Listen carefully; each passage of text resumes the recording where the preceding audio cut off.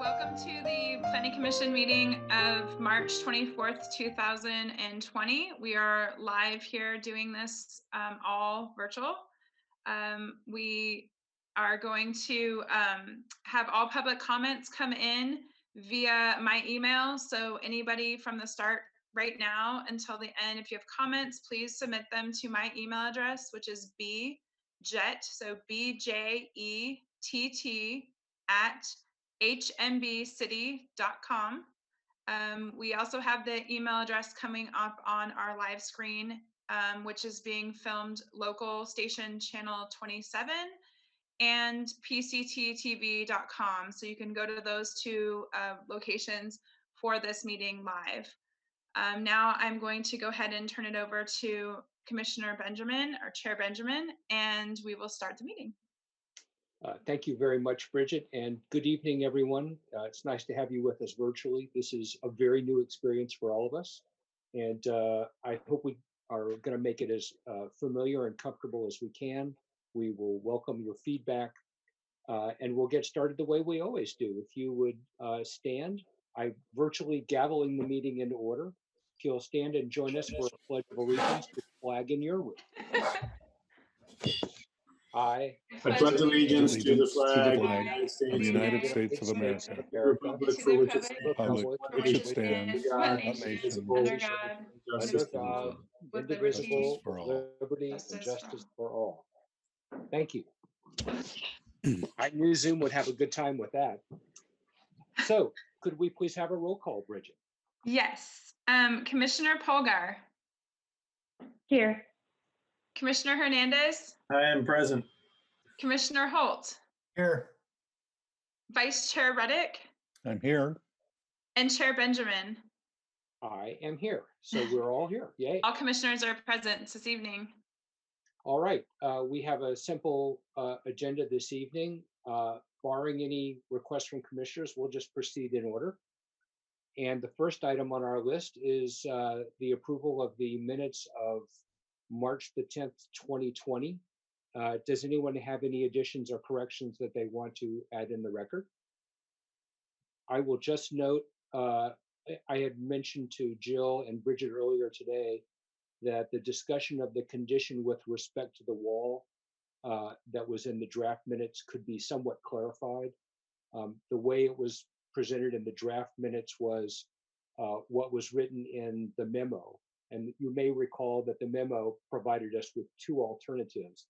One was to ignore the shall condition for the wall. The other was to require the wall, but allow, in the event of a certified amendment that would make it unnecessary, permit the applicant to file for a minor LCP amendment. And staff agreed that that was the way it was. I'd ask if anyone wants to approve the minutes, they incorporate that clarification into the motion. I would move that we approve with Commissioner Benjamin's clarifications. Is there a second? I second it. Okay, let's try a show of hands if everybody agrees. All in favor, hands up.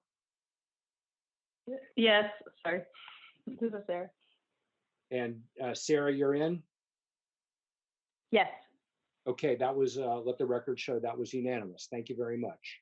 I forgot that she can't show us our hand. There's a virtual hand here somewhere. All right, the next item on our agenda is our public comment. If there's any public comment that has been presented that's not on the agenda this evening, this would be the time to hear about it. Do we have any public comment, staff? I see none. I have nothing in my email, and I've just checked it right now. Okay, thank you. In that case, I will virtually gavel the public comment section of the meeting open and then gavel it closed again. And we'll continue with our study session, which is concerning the Measure D allocation process and ranking. So I'll give that to Jill. Thank you. Thank you, Chair Benjamin and commissioners and community members that we hope you're watching, as well as applicants. Measure D is the city's population growth control measure. It is administered through annual allocations that we refer to as Measure D certificates.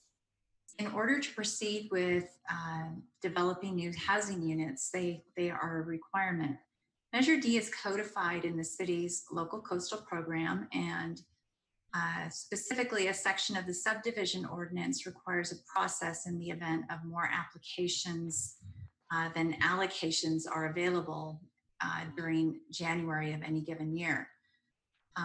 Bridget, if you could go ahead and start the PowerPoint. And our PowerPoint tonight is only 5 slides. It's intended just to help folks keep track of the kind of the key talking points as we go ahead. So this circumstance has occurred this year. Senior Planner Doug Garrison is going to describe the foundation for the process. And go ahead and click to the next slide. In using the process for the first time since 2005, and likely the first time ever with this particular version of the ordinance, staff did run into a number of challenges. Doug will discuss the approach that we took to staying true to the ordinance. You can see the overview of our presentation here and what we intend to cover. This includes recognizing areas of the code that have been superseded by new laws and practices, as well as cases where the code does not provide specific guidance. For those cases, staff conducted research and established interpretations meant to align with both the intent of the code and current Planning Commission and City Council policy direction. This was done in an attempt to be fair, consistent, and transparent for all involved, especially our applicants. There was a change in advance of this meeting. You were going to be asked to ratify allocations tonight.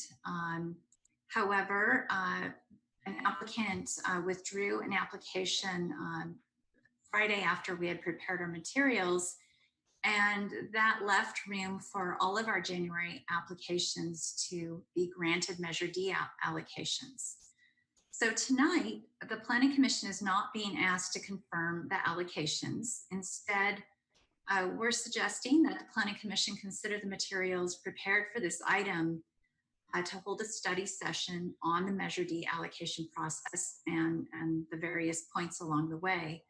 We are not proposing to change Measure D at this time. However, staff looks forward to hearing the Planning Commission's feedback about priorities, interpretations, and for going forward with the code on the books, and or what might be appropriate to consider for looking ahead. We do note that although the situation has been resolved for January, there are pending applications for the remainder of the year. So your discussion, although you're not taking a specific action, is very important to staff, and our conduct in implementing Measure D took quite a bit of effort, and these interpretations are important for us to get your feedback about. And with that, the next slide, and I'll turn it over to Doug, who will present for us tonight.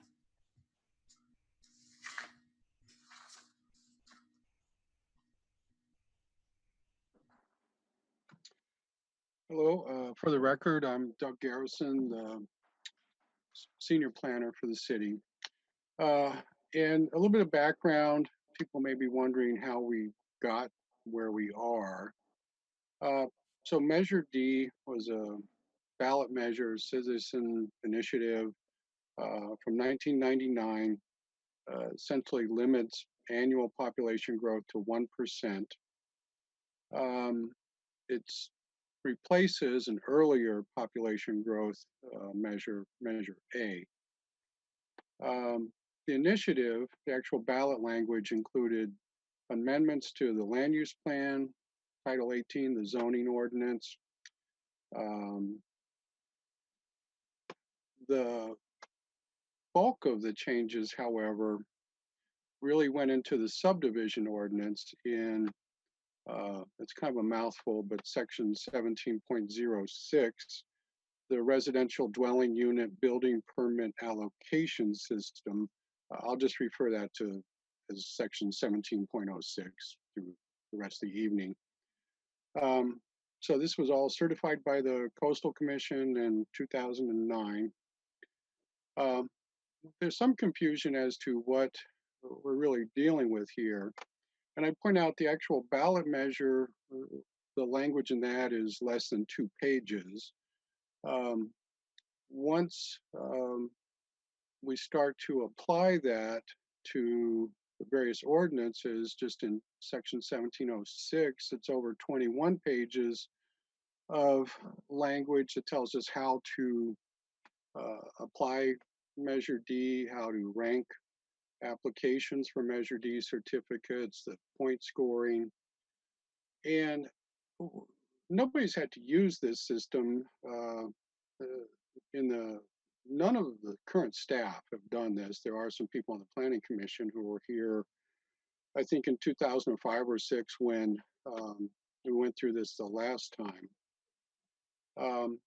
And so as people came in and we told them to fill out this checklist where we score points, we'll rank your application for Measure D if we run out of allocations in January. And they started asking a lot of questions. They're like, well, we don't understand some of these questions. And so we started digging into it a little bit, and some background research noted in the staff report, but what was actually in section 1706, a couple of main requirements. You have to submit an application for your Measure D certificate. You have to submit a site plan, sort of a preliminary site plan that shows the context of the neighborhood, nearby development, streets, that sort of thing. And this checklist that has to be filled out.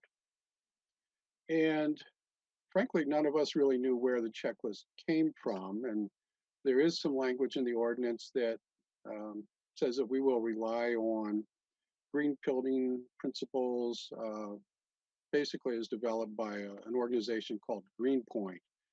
They were founded in 2005, and they produce these checklists as well as guidebooks that provide good information on green building.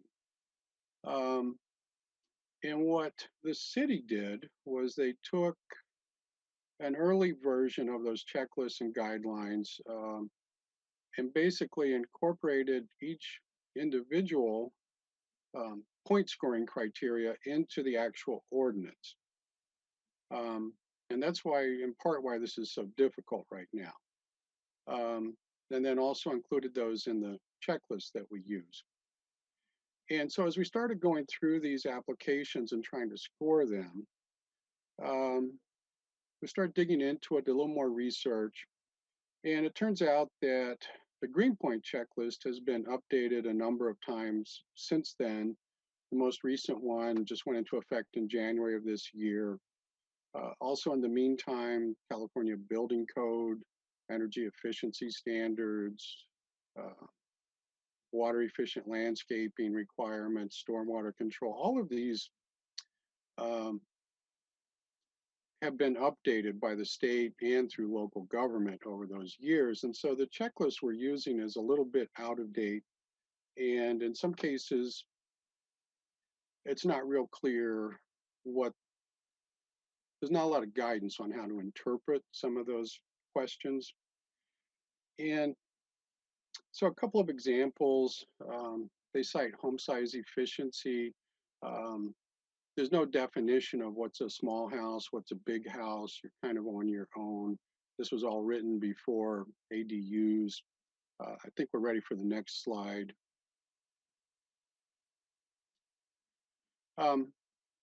So as we were going through and scoring it, it was apparent that because of the stringent California Building Code energy efficiency requirements, pretty much everybody was going to score points for that. Similarly with water efficient landscaping, stormwater control measures. And so a lot of these, it just didn't seem fair to apply them if it was required by code. And so we did make some interpretations that unless you really stood out as going well above and beyond what current codes would require, we didn't award points. Another issue it's addressed in the staff report is the context. The Greenpoint documents were really meant to be universally applicable to all of California as well as anywhere in the world. So, and there's a focus on sort of larger development, subdivisions, gobbling up rural land, that sort of thing. Whereas in our case, we're dealing primarily today with small infill projects, especially with the accessory dwelling units. And so there are some unintended consequences if you apply these criteria just as literally written. You can score a lot of points for having water efficient landscaping or including bicycle and pedestrian improvements. But most of our projects, they're in developed subdivisions. The applicant has no control over that. The streets are already there. If you're adding an ADU to an existing developed lot, you don't have a lot of control over orientation for solar panels and landscaping. There's also state housing law that really restricts what we can require for an ADU application. We can't really require them to submit a comprehensive landscaping plan.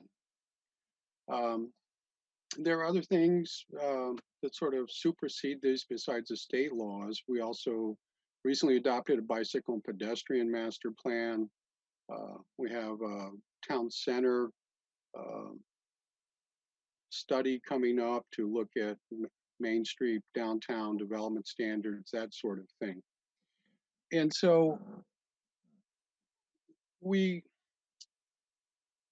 it just seemed like small projects, ADUs were being penalized in some cases, whereas somebody developing a vacant parcel could put in zero irrigation landscaping. They could, in some cases, if they had to extend the paved street to get to their house, they could say, yes, I'll put in a bicycle lane, I'll put in rumble strips, I'll put in a painted bike lane for 50 feet in front of my house, and they would be rewarded for something that really didn't seem to mean the main intent, which was to encourage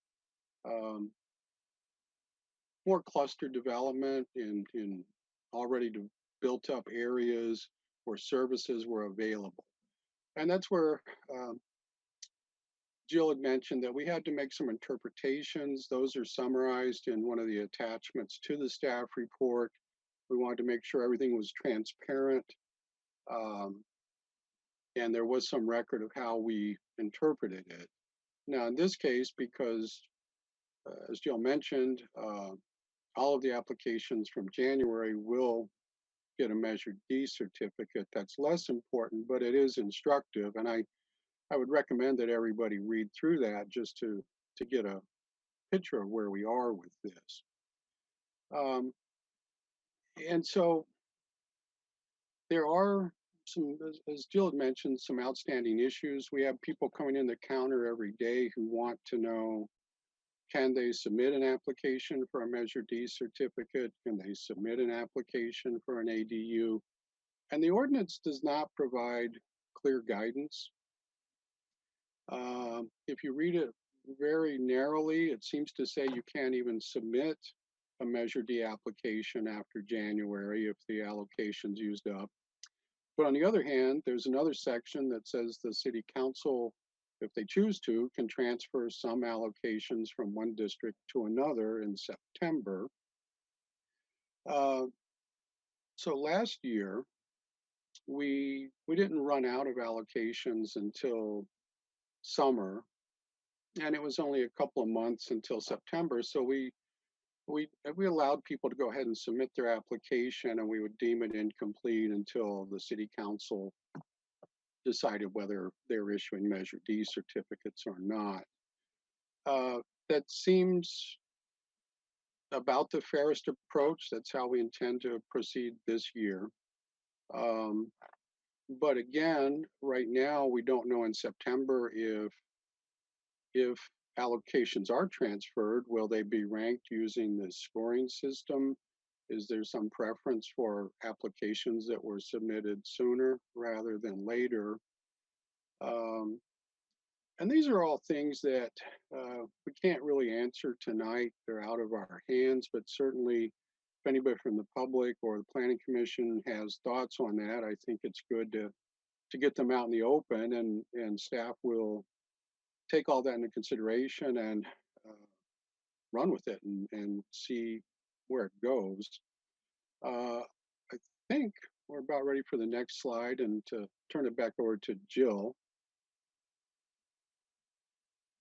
Through the chair. Yes. So, Doug, can you explain? I understand the concept of if the Measure Ds run out in January, then you can't apply for more Measure Ds. Where would these come from? What are you saying that they would be from one? When you say one district or the other, you could move them from one district to another. Can you explain what that means? I'm confused. Sure. It seems like we've got a finite number of these things, and once they're done, they're done. The way the allocation is set up by ordinance, as well as the ballot measure language, I believe, is that there's a map that was attached to the ballot measure, and it divides the city into a downtown area and everything outside of downtown. There's a preference given to the downtown area. So they get a 50% bonus of additional allocations as opposed to outside of downtown. So for example, this year, I think it was 64 allocations total. 23 were outside of downtown and 40 something were downtown. So what the ordinance says is that if we use up all of the allocations in one of those districts, in September, the city council can choose to transfer some of the unused allocations from, in this case, it would be downtown to out of downtown. So let me try an on-the-fly math exercise, which is always dangerous, as I'm sure the risk manager Jimmy will attest to. If I have 25 allocations, 10 for outside of downtown and 15 for downtown, 5 of which are for the density bonus, are you saying you would be able to allocate some of the 10 from the downtown district into other neighborhoods? Or are you saying you'd be able to allocate some of the 15, including the density bonus, from the downtown to other districts? Two-part questions. That's the first part. I don't remember the specific language. Jill may be able to fill in the blanks, but I thought it was 50% of the unused allocation could be transferred.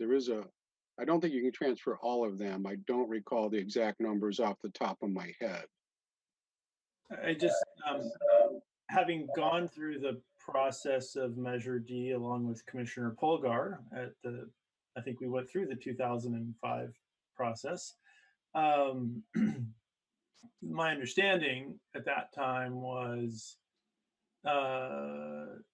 there's a limited number of these. My concern is making sure that the density bonus isn't somehow inappropriately applied outside of the downtown core. That's really what I'm getting at.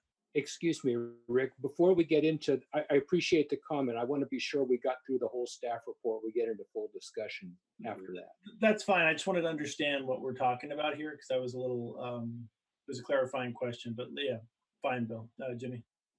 Okay, thank you. So Jill, did you have any closing thoughts before we turn it over and hear what our colleagues have to say? Do we'll wrap up quickly, and then I would be happy to discuss transfers and density bonus when you're ready for that to come up in a bit. So our conclusion is a little bit lengthy, but we want to cue up your discussion, we hope, in a helpful way. So Doug has, of course, just highlighted several of the challenges with the current scoring and ranking and the associated ordinance. There are a few others of note. He was coming up to this, but one thing of note that we also hear about from our applicants is about project viability and readiness.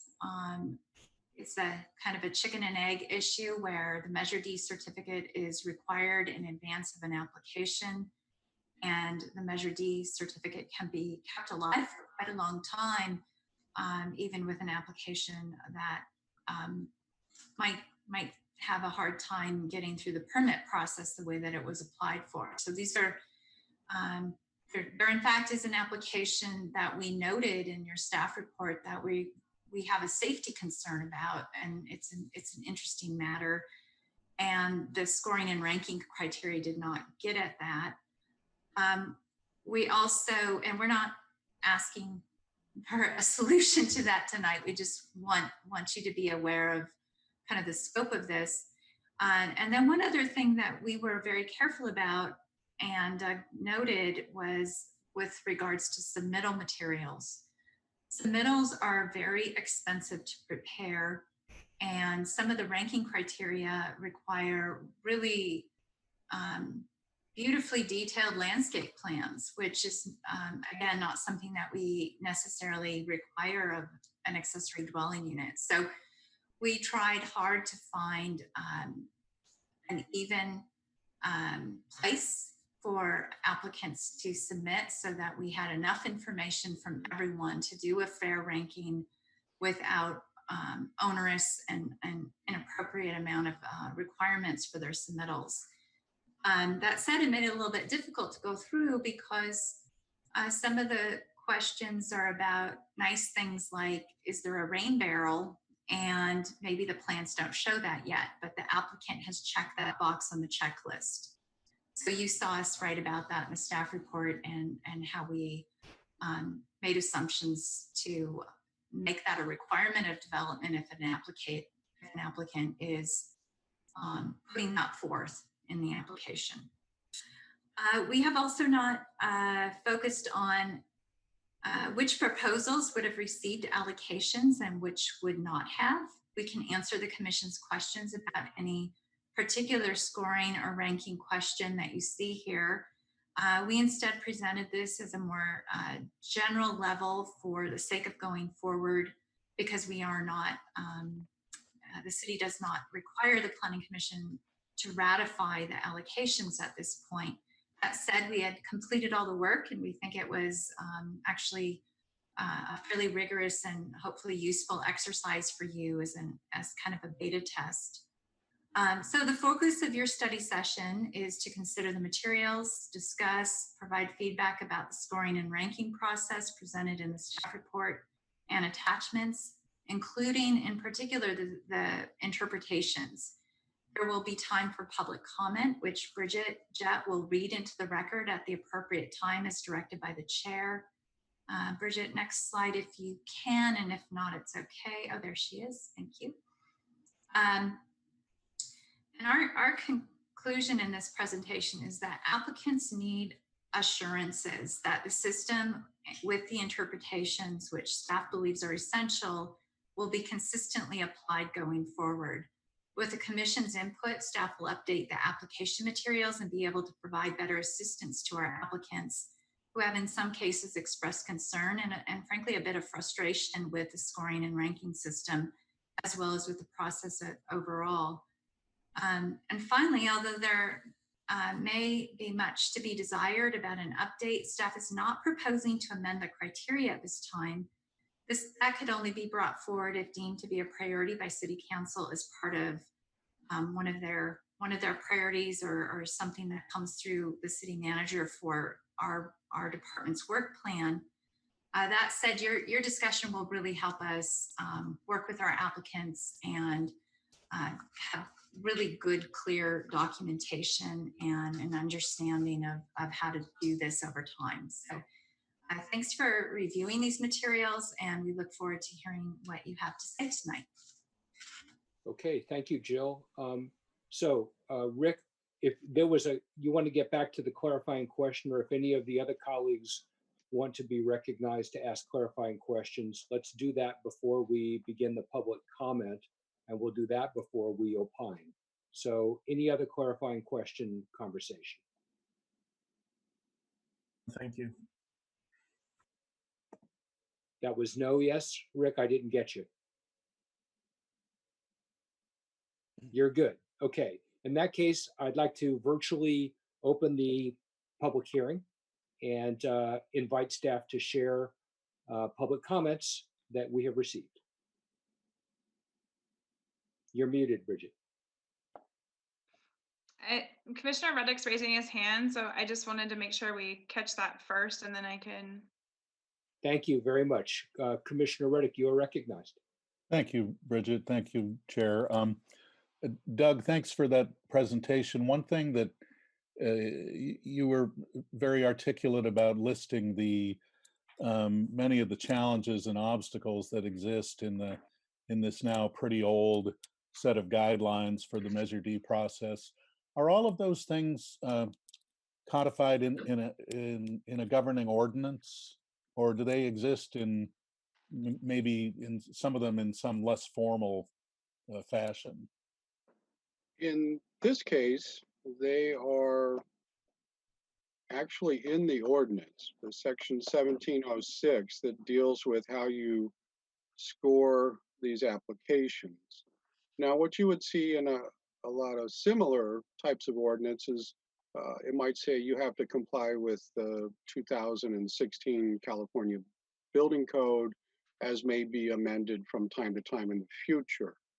In this case, they didn't cite a specific year, but they took all of the individual criteria that show up in the checklist and wrote those into the ordinance. And so in this case, even though Greenpoint has updated their checklist a number of times, we're still, I think, limited to what's in the ordinance. It doesn't say we can use a Greenpoint checklist that's updated from time to time. I guess the city attorney might have an opinion on that, but that was our interpretation, and certainly for this year, we have what we have to work with as far as the ordinance and the checklist. Thank you, Doug. That's very, very helpful. Anyone else? Okay, in that case, the public hearing was gavelled open, so let's hear from the public, Bridget. Okay, so this is an email that came in today on March 24th at 4:54 p.m. Hello, Director Egas and Chair Benjamin. The 2020 Measure D allocation process, which has been tonight's agenda, but due to happenstance, is now just a decision item, displays need a reconsideration of allocation process because due to the aforementioned happenstances, there are several applications for which the locations are highly problematical, yet these are being given Measure D certificates by default. Recipients of the Measure D certificates consider those to be entitlements, even through technically that is not the case. Non-filled applications lacking infrastructure and or conflicting with resources gum up the planning system with workarounds and eventually present difficult decisions to commissions and councils. We need to change the process so that applicants with troubled locations can somehow submit credible, feasible analyses to the Planning Commission before applying for a certificate. That is one suggestion. Perhaps staff or commission or council have others. Mike Ferreira, Sierra Club, Loma Prieta chapter. And that's all I have for public comment. Thank you. In that case, we'll consider the public hearing closed, gavelled closed. And before we go on to commission comments, I want to invite staff if they wish to respond to the public comment. Maybe that will make our dialogue more fruitful. Staff? Before responding, I actually don't have much to respond with public comment. I think that's a good discussion item. We appreciate that public comment. I did want to cover transfers and density bonus briefly, because I think that was a clarifying discussion item. With regards to the total allocations, we'll use the numbers for this year because they're actually pretty easy to use. It's actually 69 for the year as a whole, and that includes 23 allocations outside downtown, and then 23 base allocations in downtown, plus 23 more what we would call bonus allocations in the downtown area, for a total of 46 in the downtown. So 23 outside, 46 inside. Half of those 46 are called base allocations, the other half are bonus. For transfers, last year was the first time that we're aware of that City Council was asked to consider transfers. And what we learned about transferring is that you can only transfer base allocations. So you're not able to transfer, for example, in the case of this year, they would not be considering transferring all of those allocations. And in fact, by the way, 6 of those allocations are already designated for, we did receive projects for 6 units in the downtown area. So now we're down to 40. Doug is waving. We received more since then. We're actually up to about 16 or 17 downtown. That's good news, actually. That's great. Thank you. So back to that. So this September, council could consider transferring however many base allocations remain.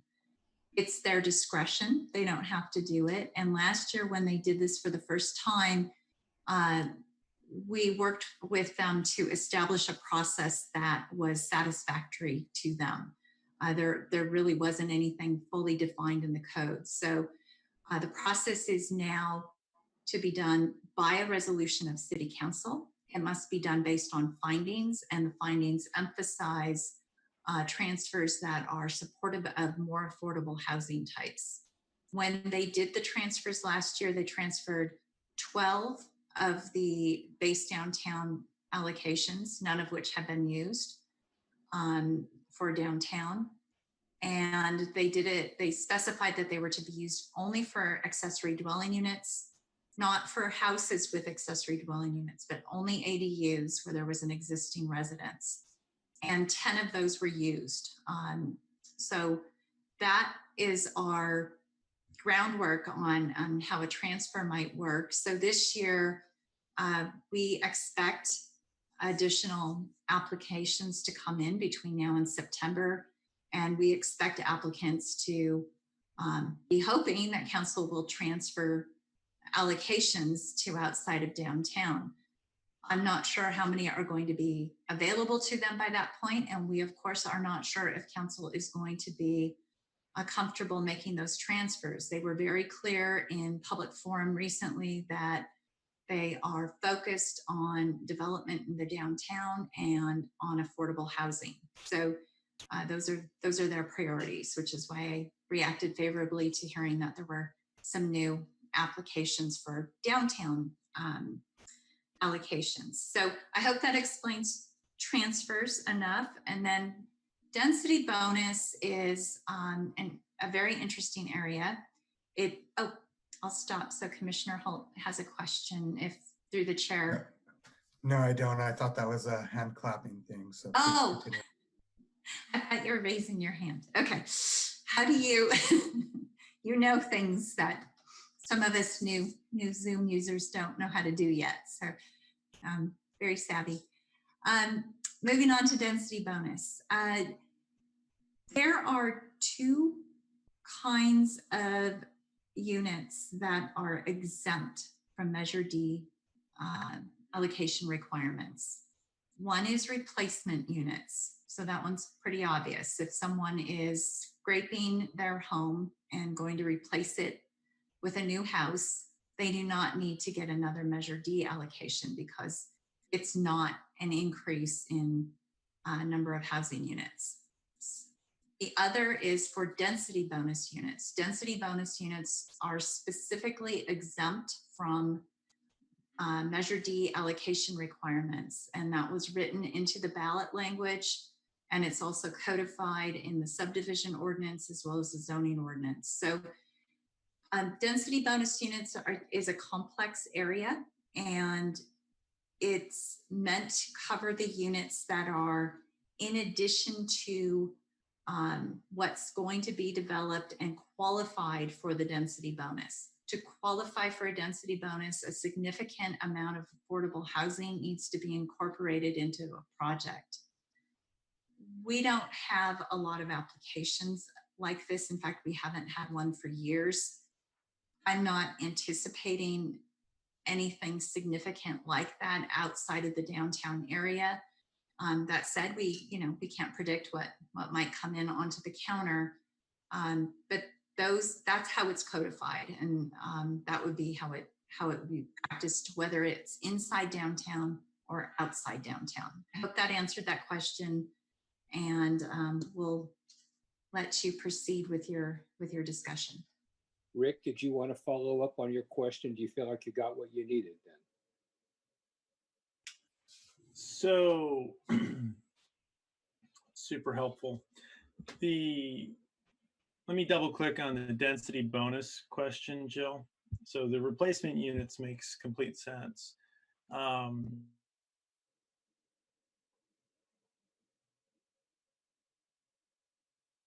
Excuse me, we don't hear you, Rick.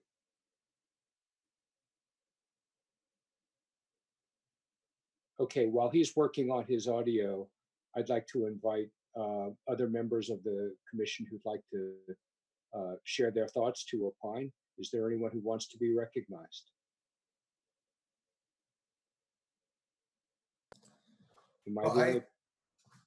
Okay, yes, Commissioner Holt. Well, I'll go ahead and just chime in unless Commissioner Hernandez is ready. And I just want to appreciate staff for the presentation and being able to pull it together for this meeting in these circumstances. And really nice job to Bridget and everybody else for how you're handling this. And just want to acknowledge that while I'm glad that we're able to move forward with the Measure D allocations that we have in place now. Just a note to my fellow commissioners that I think there's a lot of robust conversations that we can have around this topic that should be had, but also respecting this is a pretty unprecedented time for all of us. And while I think we all want to get on with business as usual, I think we need to respect that staff is dealing with a lot during this time, and we shouldn't be contributing to their workload in any way on this conversation. So I think there's a lot of conversations that we can have in the future, but I think for my sense and in my world, and I know what I'm dealing with, now's the time to really focus on the projects that are in front of us. Okay, thank you. Rick, are you back? Can you hear me now? I can. Excellent. I want to echo what what Brian so eloquently stated. I know we're all dealing with a bunch of craziness right now, so appreciate sorting through this with the upheaval we have going on. As I understand it, the density bonus allows for if you provide, let's say, 100 units or 10 units of low-income housing in the downtown core, you could get another 8 units. At least that's how, as a layperson, I read the legislative updates I see when I Google this. Is that a fair interpretation, or is it a different number? I'm going to start there, Jill.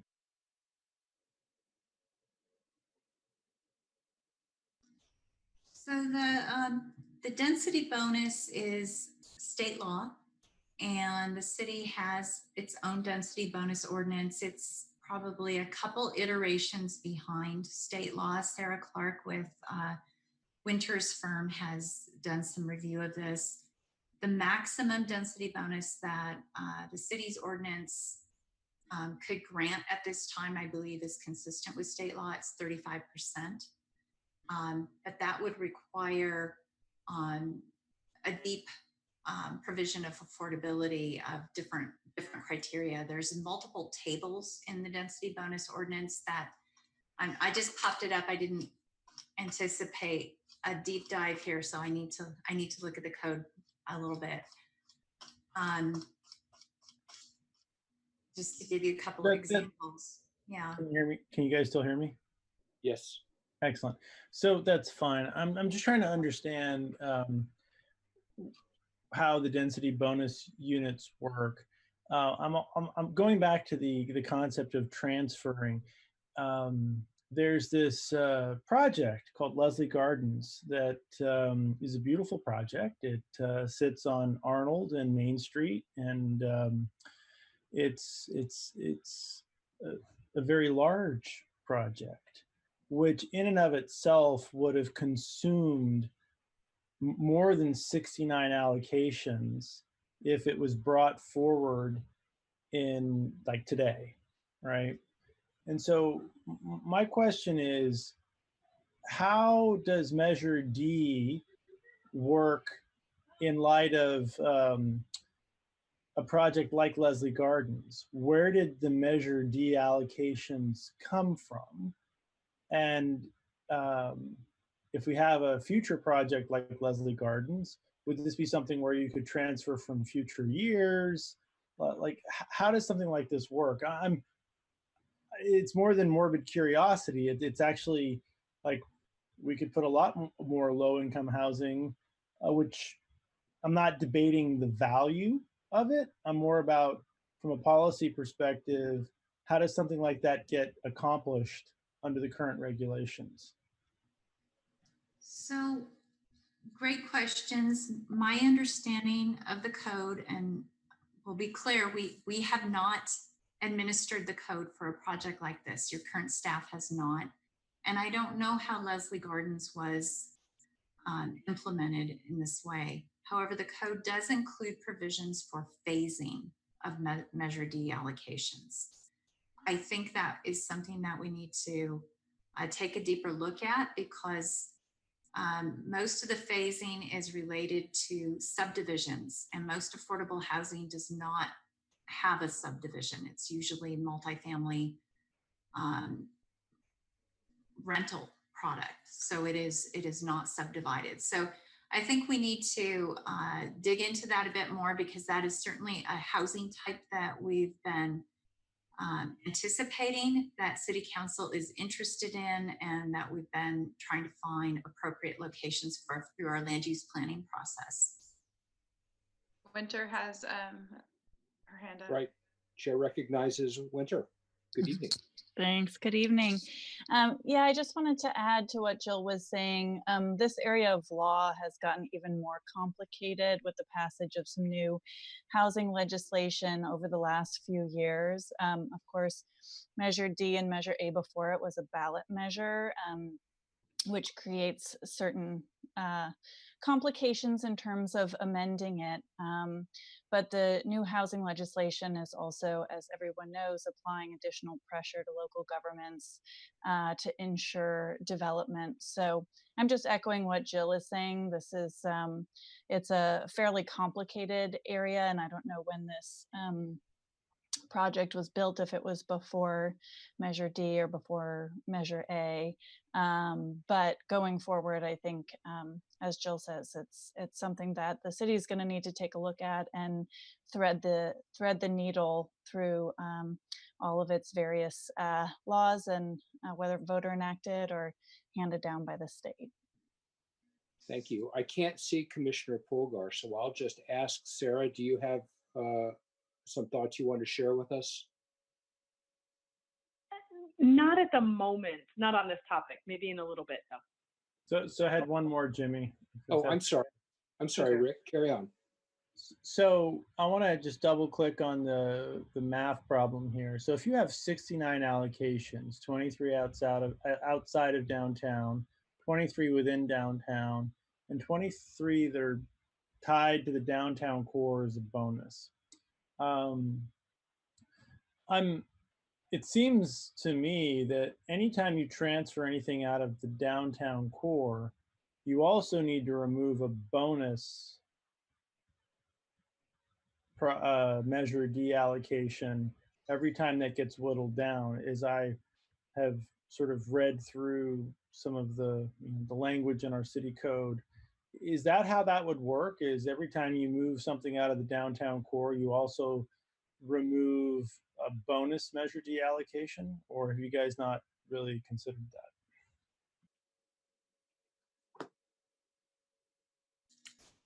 We'll go back and review the code. I'm not sure. It hasn't come up. Last year with the transfer, it wouldn't have made a difference. But it's an interesting comment. I'll go back and look at the code. It looks like you've done that. So Yeah, so try to catch up. I just it's a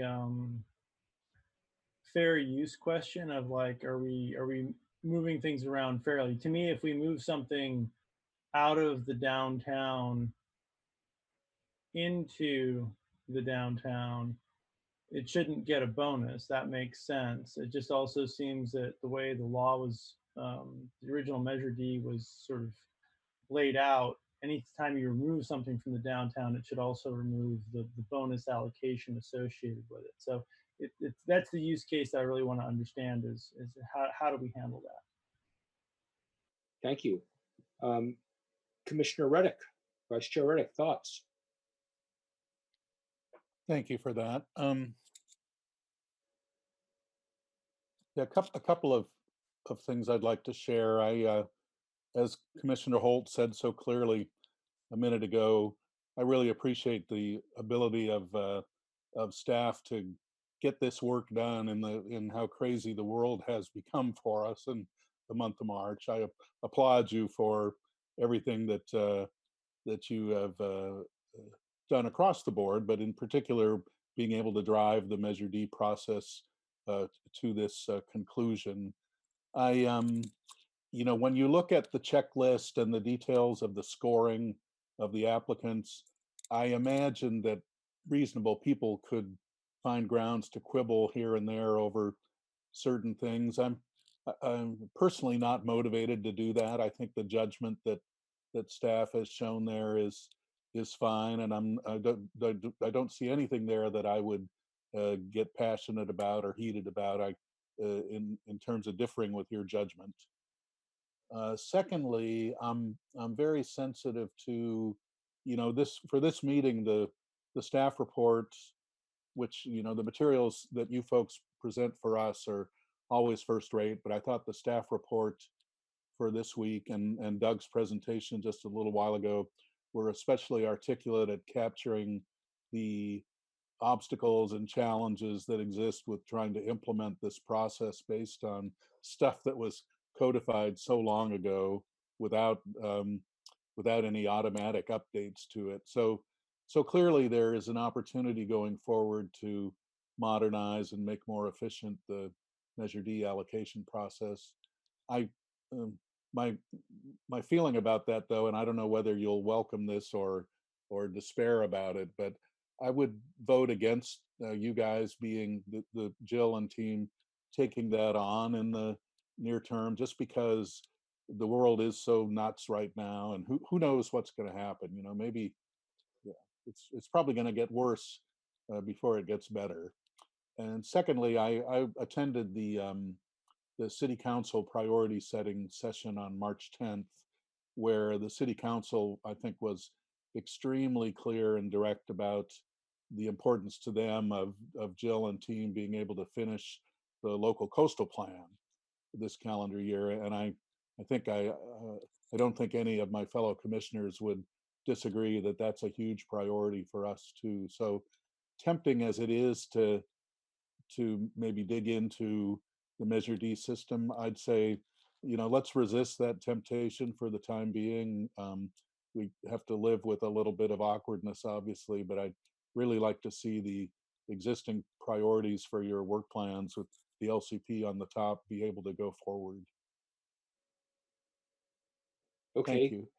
Thank you very much. Sarah, have you loaded up, or do you feel like what you wanted? Sure. Okay. Chair recognizes Sure. Commissioner Polgar. I would echo what Commissioner Ruddock just said about keeping priorities in mind for the limited time available from the planning staff. I respect that tremendously. I do have a couple of concerns, though, in terms of whether some of the requirements at the state level for approving ADUs could force kind of the city council's hand in September, because at this point my understanding is that we're kind of we're under the kind of because we don't have our own city ordinance for dealing with ADUs and the new requirements from the state on ADUs, that we're essentially just applying state law as it is. That's our backstop.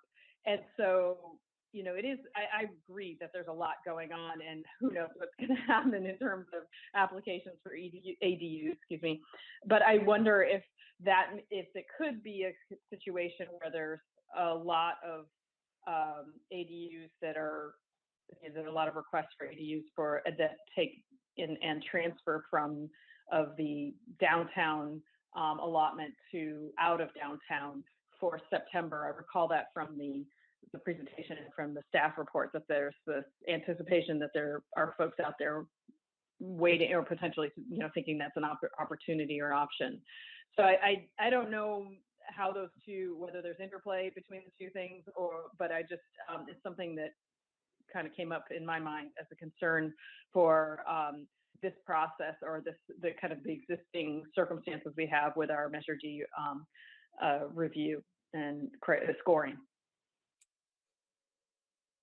Okay, thank you very much. I had a few thoughts. First of all, I agree generally with my colleagues, particularly I appreciate the staff report and the research that went into it. I also appreciate the priority of the local coastal program as reflected in Vice Chair Ruddock's remarks. And I honor that. I appreciate that that's the council's priority. Staff has invited us to comment, even if we don't think that maybe they should pick it up and run with it like it's an urgent matter. So without intending to create a tyranny of urgency around this, I wanted to offer a couple of breadcrumbs that might be useful at a point where the council's priorities suggest this is something that we want to move with. Yeah, I'll start with that. So first, I'm probably the organizational memory at the meeting for the old Measure D. Even before Rick, as old as Rick is, I am even older. And I believe that the Measure D rankings, the first one I remember was maybe 1999. It was a long time ago, but the ordinance itself, or the voter initiative, is on the order of 20 years old now. That was reversed in my pictures, but in any event, it is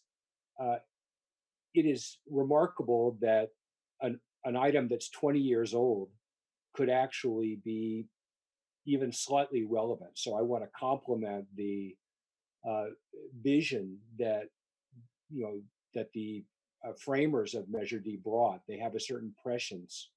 That said, it's hard to imagine any policy that was written 20 years ago not being an anachronism.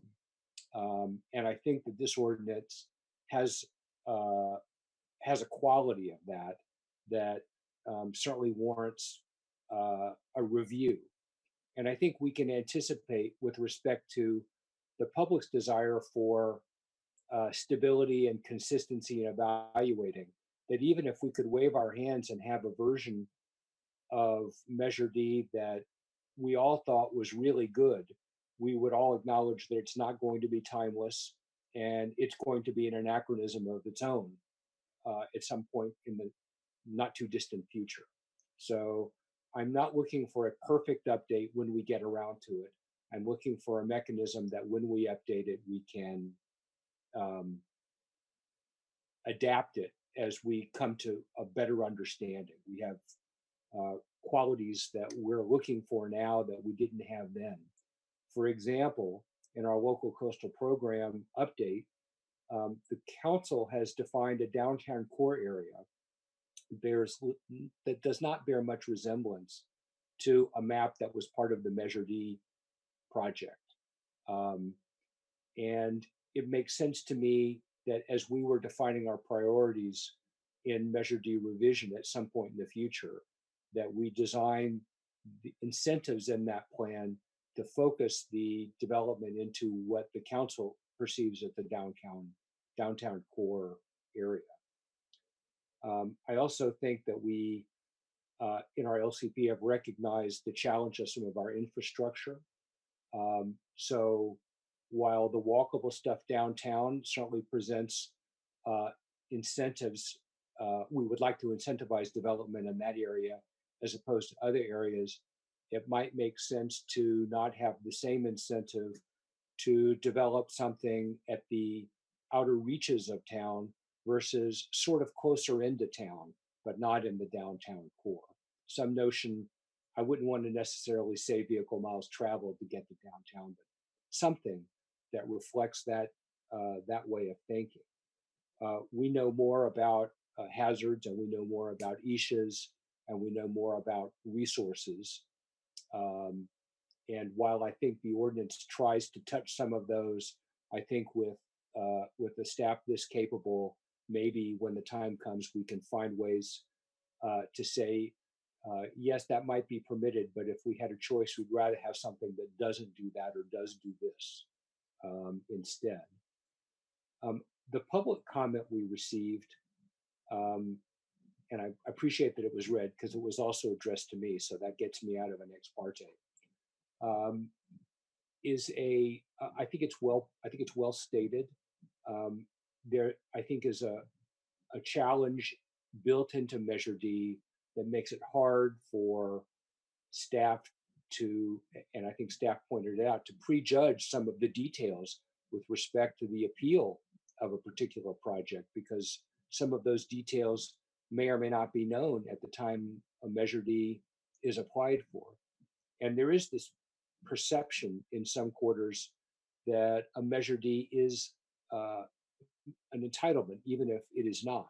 So at some point, I think it makes sense to get clarity that about the role of the Measure D, and to the extent that a flood of Measure D applications has the potential to really impact the staff's ability to work on other priorities.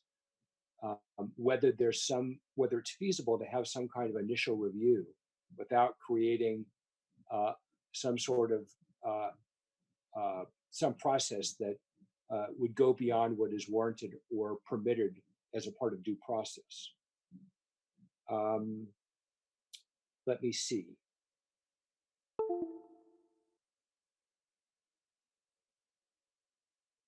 I think that covers most of my concerns.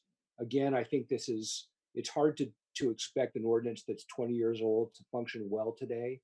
And so I think a revision would be welcome when the time is right.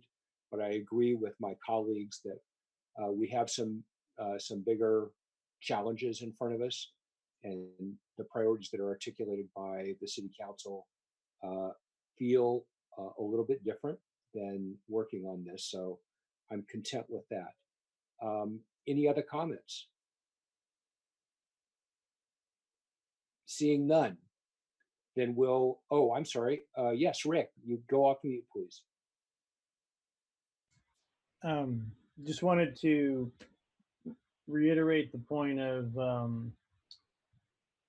we have a lot of priorities right now. This is probably not high on the priority list, but as I go through this allocation system, I think this is the last dying gasp of a horrible system that used to be in place, having gone through it. There are some good ideas in here in terms of how things get allocated, infill housing. Does it have a good green footprint? Does it provide social standards that we think are important, safety standards that we think are important? I do think looking through this list and thinking about this as a homeowner who has gone through the process of building his house, I think this is overly prescriptive. I think this is a Politburo designed solution that is really heavy handed. And, you know, maybe Sarah, who's also gone through the process, disagrees with me, but I feel like at some point when we've got a window to look at this, I'd try to reduce the criteria down, get a little less specific. When we went through the process, there were like 5 big buckets and there weren't a bunch of sub bullets. And so I think that the same policy outcome can be accomplished without getting into all this minutia. And back then, building in Half Moon Bay, it was, you know, we had a horrible reputation. It was the worst place you could build in. Why in the world would you ever do that? I think we've made a lot of progress away from that. And I think that the measured deallocation system just seems really heavy-handed, and at some future date, I would love to see staff move to something that's a little lighter and a little more flexible so that we don't have to worry about did somebody's green standard change or did some other thing that we're referencing get modified, and now we're stuck with an old outdated system. So that's my feedback is I just think this is a little heavy-handed. I see. Let's see, that reminded me of 2 other points. One is that when I look at the list of Measure Ds we got today, or for this year, it's clear that one of the city's objectives, which is to provide affordable housing, is clearly not something that we're hitting here. We have some ADUs, but they are by no means affordable. And so when we get around to revising this, it would be nice to find a way to get some affordable incentives in place beyond what is here now. And second, it's curious to me that this is in chapter 17 of the municipal, or 14 of the municipal code, whichever chapter is, it's not 18. And 17, I went and reread it. Yeah, I imagine you can quote it from heart by now. But to the extent that some of it needs to be policy that's easily adjusted, some of it needs to be stuff that should be a little bit hard to work on, and some of it has impacts on coastal access, for example, or other qualities that have a coastal act protective element. There's a piece of this that needs to be in chapter 18. And so as we think about how to structure it, we should have an eye, with whatever weight we're going to apply. The weight, those properties need to be distributed in a way that provides for an appropriate level of governance for the kinds of issues that are being addressed in the ordinance. I think that's all I have. Sarah, can I have? Yeah, I had one thing. So I would like to echo I really appreciated Commissioner Benjamin, you bringing up some of the points, kind of the breadcrumbs as you called them. And then Commissioner Hernandez, I really appreciated your point about how it needs to be simpler. And I think in part because it's kind of a give and take, because it seems like there's a lot involved in terms of this, what the information that's required to put into the Measure D application. It does end up, you could imagine from the perspective of the applicant, you do feel a sense of entitlement having gone through that.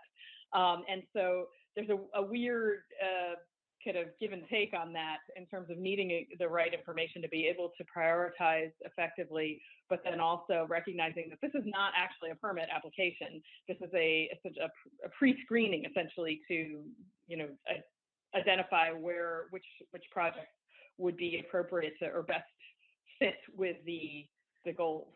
And I agree that the criteria, you know, it's very clear they are not achieving the goals.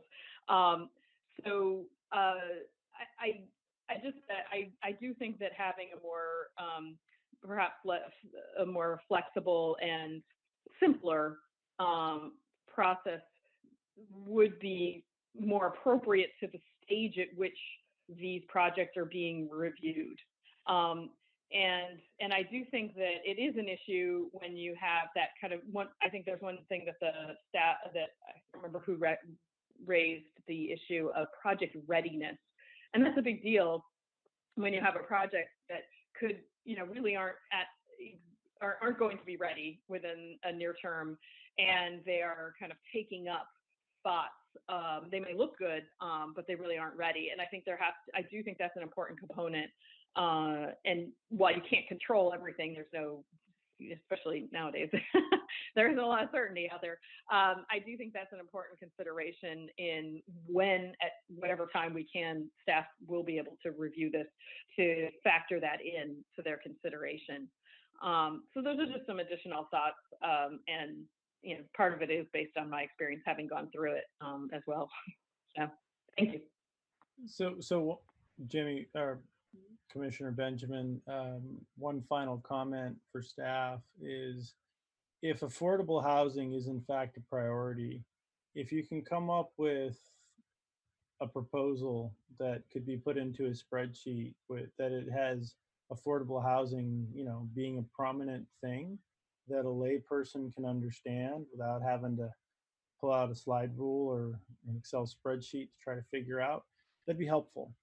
You know, if it has an allocation that's measurable and substantive, I think you would see more developers lean into that if they had clarity around how an affordable housing approach would impact their project. And also, again, not to get into the whole density bonus, but the same thing, like if we can have a way to mathematically help a developer understand, hey, if you do it this way in the downtown core, this is a use case you should consider because you can get X number more units in the downtown core and service the policy goals we're working towards. So that's kind of where I'm going, is more housing in the downtown core is awesome.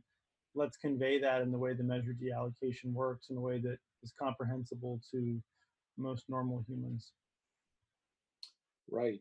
And I echo Commissioner Polgar's point about readiness. I mean, without any specific project in mind, one of the oddities of not having enough projects in, you know, for us to make decisions about is that we didn't have a chance to actually decide where, you know, the rankings fit. They don't have an influence on which ones received the Measure D because there was such a paucity of them this year. And when you look at some of the projects, you know, the amount of infrastructure that might need to be in place in some cases is, you know, it leads to a question of when the application will be able to go forward.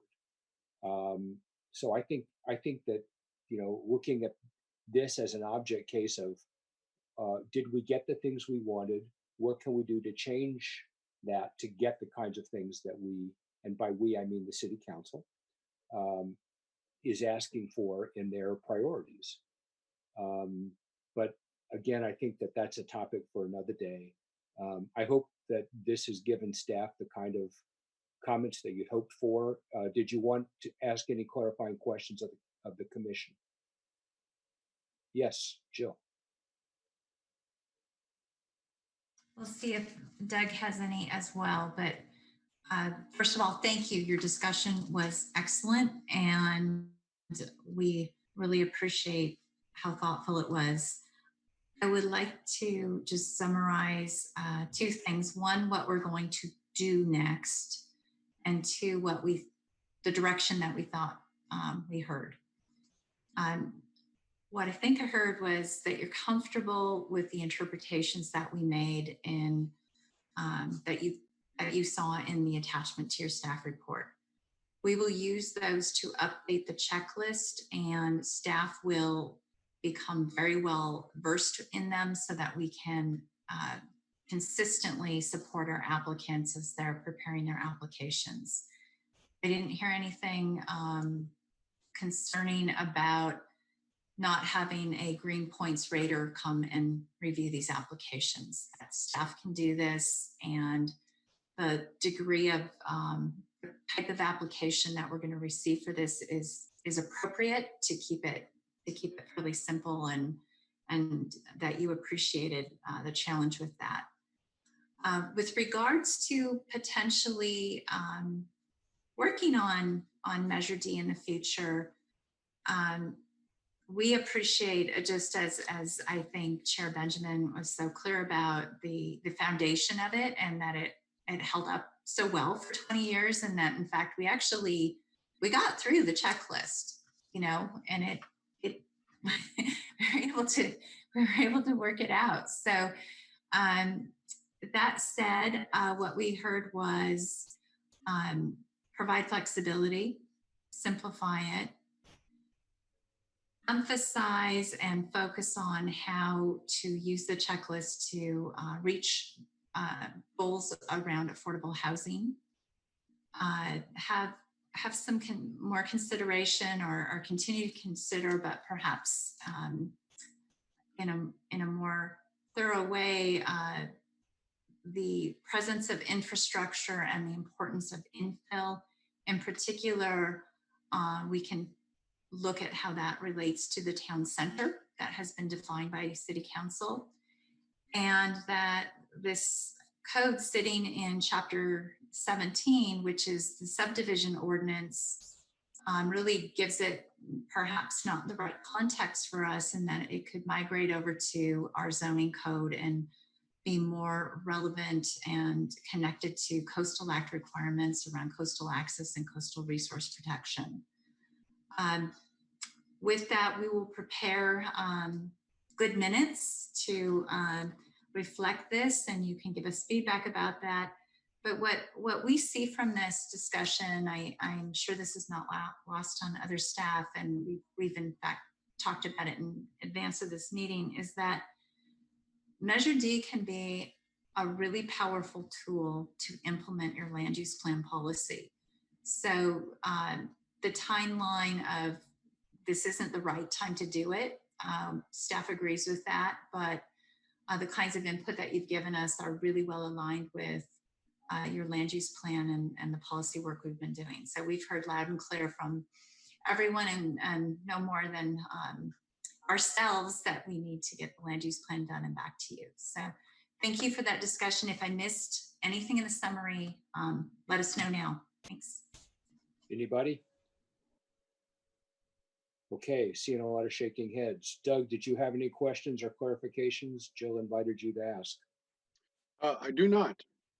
All right, then we'll consider that item checked off the list and move on to our next item, which is the director's report. Off you go, Jill. All right, so we will start in our traditional way and work our way to some kind of unusual topics tonight and try to go quickly. We are planning to cancel our next meeting. We are not prepared to hold a study session in this format on the land use plan. I intend to do that at your second April meeting, but we need to go.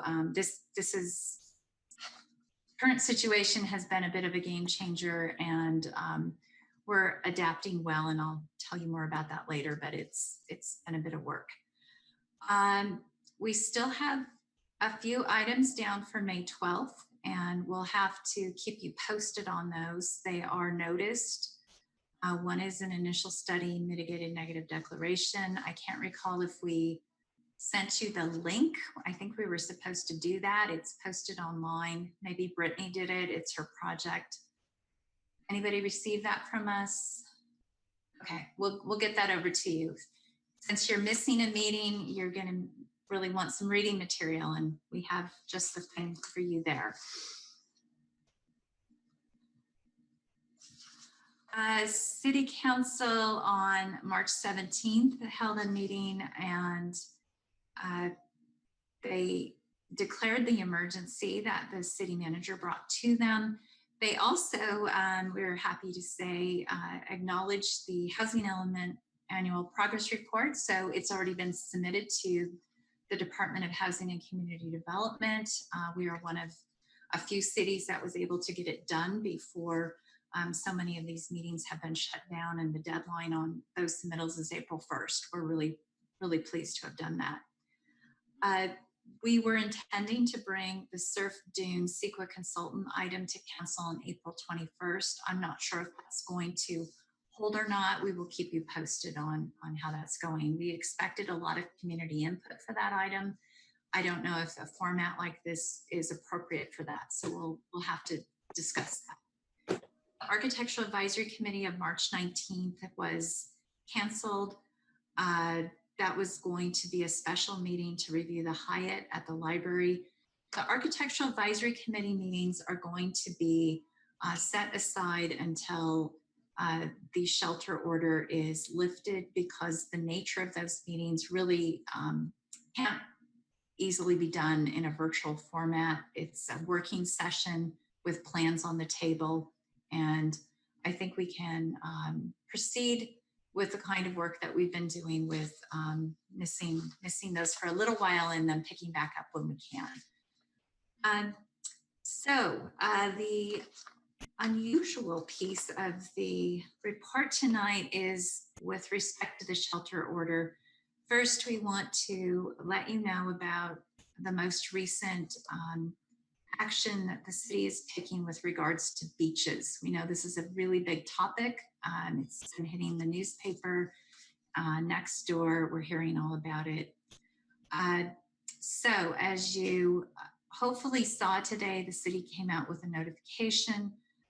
This is following Governor Newsom's closure of parking lots at State of California beaches and parks. Half Moon Bay will be closing its parking lots as of tomorrow at 3 access point locations: Poplar, Redondo, and Miramontes Point Road. Social physical distancing is necessary to reduce the spread of COVID-19. And we are aware that over the past weekend, coastal beaches saw a significant influx of visitors. The city's message is that everyone should stay close to home and avoid crowded areas. Many local neighborhoods are walkable or have trails nearby that are easily accessible by foot or bike. You really should be avoiding having to drive to your open space. We understand that folks are getting cabin fever and need to get out. The idea is, though, to do that as close to home as you can. If you have questions about this item, it will be posted on the city's website. And this is consistent with all the parking lot closures at the state beaches up and down the coast near us, from Gray Whale Cove down to Bean Hollow. I hope that is reassuring to folks. We hope it's helpful. There will be signage on the highways so that folks who may not have checked in through a website or heard any notification otherwise will see it as they're driving closer to town and may realize that it's really not an appropriate option at this point in time. All right, so moving on a little bit. Hey, Jill. Yes. Can I comment on what you just stated?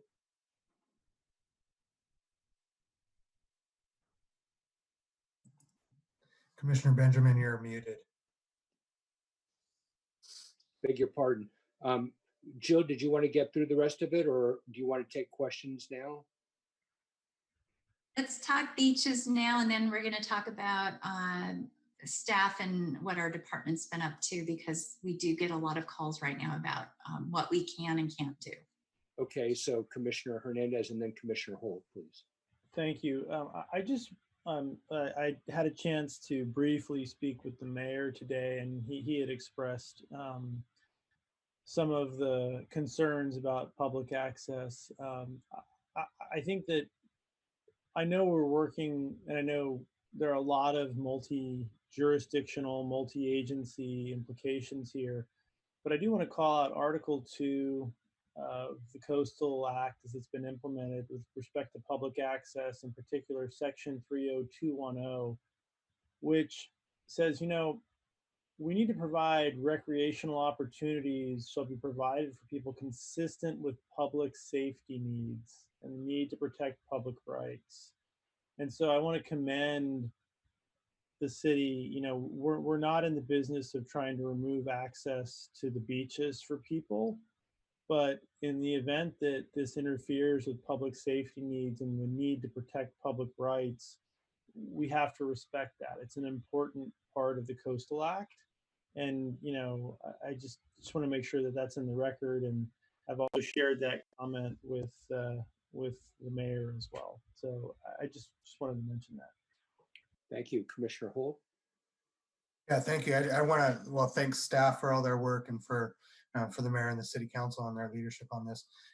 This is, I'll know I work for the East Bay Regional Park District. This has been my world for the past 2 weeks, figuring out how to close a very large system that is very intertwined with a number of cities and effectively impossible to close and manage hordes of visitors that are getting out because they're feeling cooped up. And I've got 2 kids. I've been cooped up. I get it. I recognize the need. And I think, parks have never been more important than they are now. But I think we also need to, for the public and for commissioners and city council, also really recognize that parks don't manage themselves. It takes people to go out there and clean up bathrooms, clean up trash, clean up everything else. And as those conditions worsen in situations like this, there's a reasonable public health concern that is raised for staff that works in there. The current governor's declaration doesn't necessarily list park rangers as essential workers. I mean, I would say they're never been more essential than they are today. And I think this is really a time for us to reflect on the importance of our schools, our hospitals, but I think on the importance of our parks as well. And as I hope that when we come out of this, there'll be definitely a recognition of that so that we can get a system here. For people who want to get out in the parks, I just want to say, leave no trace. Get out, don't disturb the resources, no trash, don't dump your latex gloves on the trail or your Kleenex or anything else. And if we can all steward the resources and treat the earth responsibly, then we'll continue to be able to visit. But if we don't, we've got to respond because we're putting people's lives in danger. Thank you. And I will just add that in addition to the state parks and the city park and other areas, one of the unfortunate side effects of that excellent action is that neighborhoods that are close to the beaches but not beaches become the alternative parking location for the visitors who are anxious to be at the beach but can't actually go to that location. So if you're, for example, on, I don't know, Potter, or I can think of other streets that would be particularly relevant. Railroad Avenue, for example. I think that it's important for the public to understand that kind of movement of the public from one neighborhood to another represents a mode of transmission at a slightly higher abstraction of just people to people, but neighborhood to neighborhood. And that would be a very unfortunate development. If it feels like it's not significant, consider the number of doctors and other healthcare workers, physicians assistants, nurses, respiratory therapists who make their home here and whose health you are putting at risk if you unintentionally, unknowingly perhaps, create a density of people in a near beach neighborhood that raises the possibility of those people contracting COVID-19. So please think carefully and operate under the assumption that you may be carrying the disease even if you don't think you are. Those are my thoughts.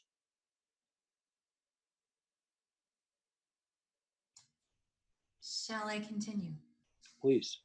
Okay, great, thank you. So In brief, want to wrap up by recognizing what the Community Development Department is working on. And to do so, just reminding everybody what the San Mateo County Health Order defines as essential activities that are necessary for the health and safety for individuals and their families. Essential businesses allowed to operate include healthcare operations, businesses that provide food, shelter, and social services, and other necessities for life for economically disadvantaged or otherwise needy individuals.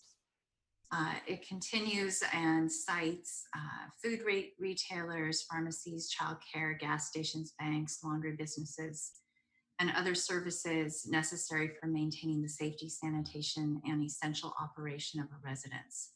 In addition, healthcare, law and safety, and essential government functions will continue under the recommended action.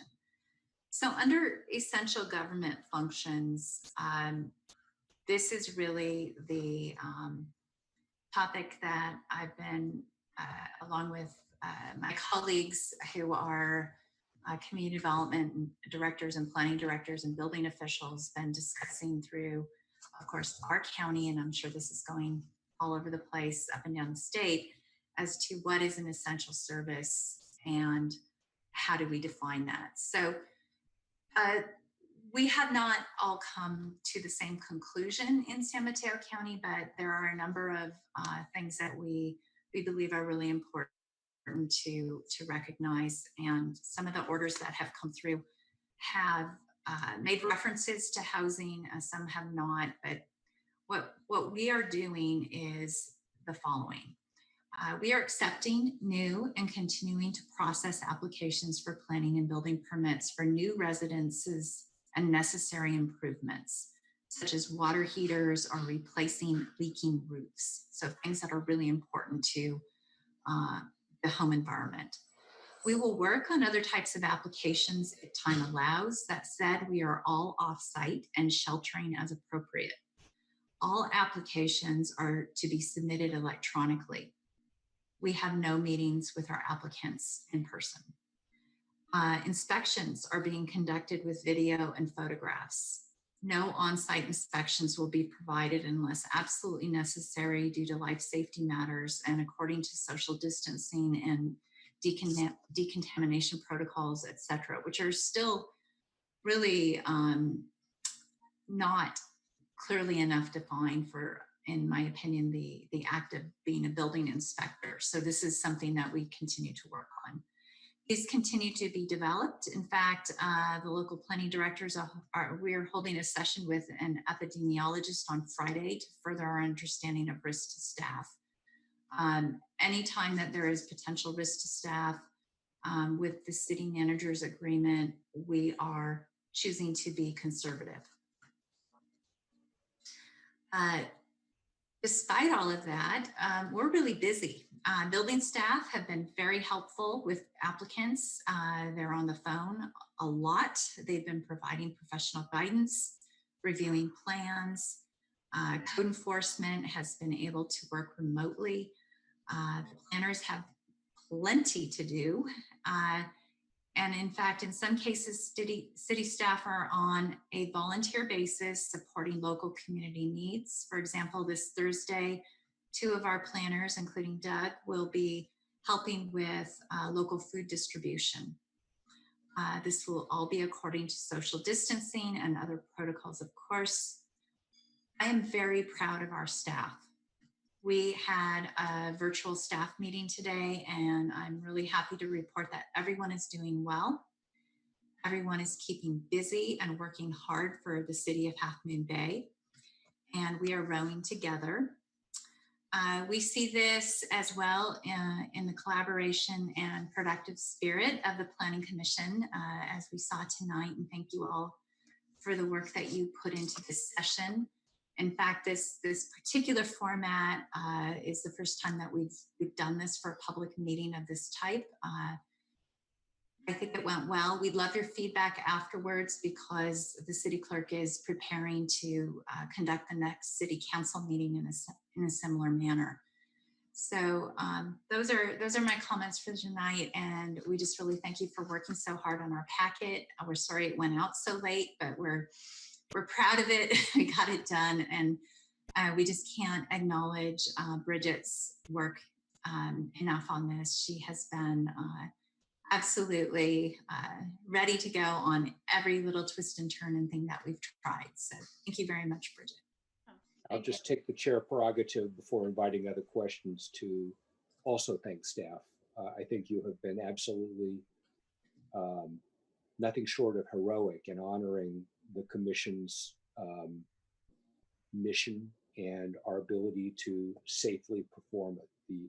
When you read Robert's Rules of Orders and it talks about the primacy of the comfort and safety of the body, you have redefined that through this. And Bridget, your actions really demonstrate how far staff is willing and able to go. So Jill, thank you for providing this kind of support to your commission. We're grateful. Are there any questions or comments? Yes, Brian. I just want to reiterate that, and I just say, working in a government environment, for my fellow commissioners who may be more accustomed to working remotely and using technology, technology is not always something that's early embraced in government. So I know for myself, and I'm sure it was similar, the urgency of sort of making the switch from the office environment to working remotely was a bit of a shock for a lot of people. We had our first board meeting earlier this week, and I can tell you it was not half as smooth as this. And actually, Bridget, I took the liberty of sharing your email earlier with my clerk of the board, just to provide some tips and tricks for them. So I think you've done a fantastic job. And to my fellow commissioners, thanks for doing whatever preparation and everything else that you guys could do to make this a smooth meeting. I think it gives me hope that we'll make it through the next couple weeks, months, however long this is, in productive fashion. So thank you, everybody. I just want to echo those comments that Brian made, and Zoom is probably the best tool you can use for this purpose. We've done a little bit of research on this topic, so just keep using Zoom to the extent we can. It is so much easier than almost everything else we've tried. So I'll let the record show that we're not making a decision on the technology, which is good because I'm a Zoom shareholder. Commissioner Reddick. I just wanted to add my thanks to all you folks for how well this has worked out. Bridget, especially to you, for me, there's massive peace of mind to be able to meet safely like this in these times and still get worthwhile work done together. But thanks very much. Thank you guys for helping me to make sure that we all got trained, and it helps me to know that everybody's comfortable. So it's nothing, I enjoy it. So thanks. All right. Yeah, that was a thumbs up. Got it. Barring any other comments, I'll invite Planning Commission communication. Anybody want to talk about anything? Seeing none, I would like to invite a motion to adjourn. I motion that we adjourn. Is there a second to that motion? I'll second it. Show of hands in favor. All right. I saw Sarah's hand. And Sarah's in. The record will say that it's unanimous. We are adjourned. Thank you very much. Thanks, everybody. Thank you. Bye.